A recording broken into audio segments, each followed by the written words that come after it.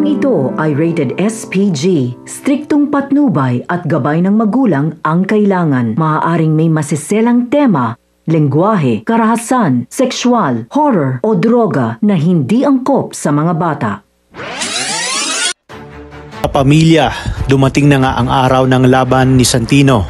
Ayon kay Santino, napag-uhusayan niya para sa kanyang pamilya. Sa umpisa ng laban ay makikita na mukhang dehado si Santino dahil maduming maglaro ang kanyang kalaban. Ngunit hindi nga nagpatinag si Santino at pilit na lumaban. Sinabi ni coach kay Santino, natandaan nito kung bakit siya pumasok sa pagbaboxing. Kaya naman kahit na madaya ang kalaban nito ay pilit paling lumabang si Santino at pinag-aralan nito kung papaano maglaro ang kanyang kalaban. Kung kaya't dito ay nagwagi si Santino at tuwang-tuwa nga sila Anika at coach sa pagkakapanalo nito. Samantala sinabi ni Angkong sa grupo ni Lucio na parte na sila ng grupo ng Red Phoenix. Kaya kung ano-mano ang meron sila ay mayroon din ang mga ito na siya namang ipinagpasalamat ni Lucio kay Angkong. Ayon pa kay Roy, huwag umanong mag-alala sina Lucio dahil ligtas sila sa lugar na yon. Tinanong naman ni Lucio kung papaano nila pinapatakbo ang kanilang negosyo kung nasa loob sila ng ospital. Sinabi nga ni Roy na meron silang pinagkakatiwalaan at ito nga ay si Sonia. Ito ang nag-aasikaso ng negosyo nila habang nasa ospital sina Angkong. At siya din umano ang mag-aasikaso kila Lucio. Sabihin lang ng mga ito kung ano ang kanilang kailangan. Ayon naman kay Angkong, yun ay kung buo na talaga ang loob ni Lucio na umanib sa kanilang grupo. Kung kaya't dito sinabi ni Lucio na buong buo na ang kanilang pasya na aanib na sila sa grupo ng Red Phoenix. Napag-alaman din nila na isa si Amanda at Tanggol sa gustong paghigantihan ng mga Red Phoenix.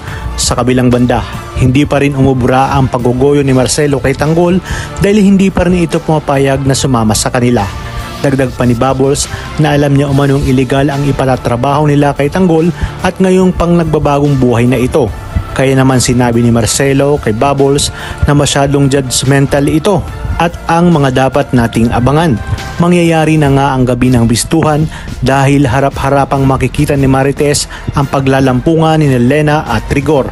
Agad niya itong kinaladkad at ipinahiya sa mga taong naroroon. Maaabutan naman ni Tanggol at Bubbles na sira-sira na ang pwesto ni Aling Betsay at kagagawan ito ng mga sigang naroon. Kaya naman, sa muling pagbalik ng mga siga at nangungutong ay makakatikim na talaga sila kay Tanggol. Sa kabilang banda, matapos mapalitan si Chief Espinas ay ipinatawag na ng bagong chief kung sino man ang kasabwat ni Espinas at dito labis niyang pahihirapan si Mayor Celso.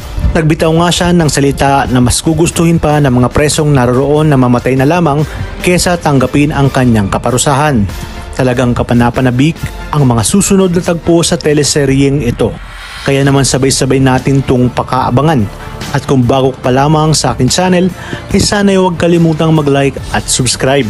Pindutin ang notification bell para updated kayo palagi.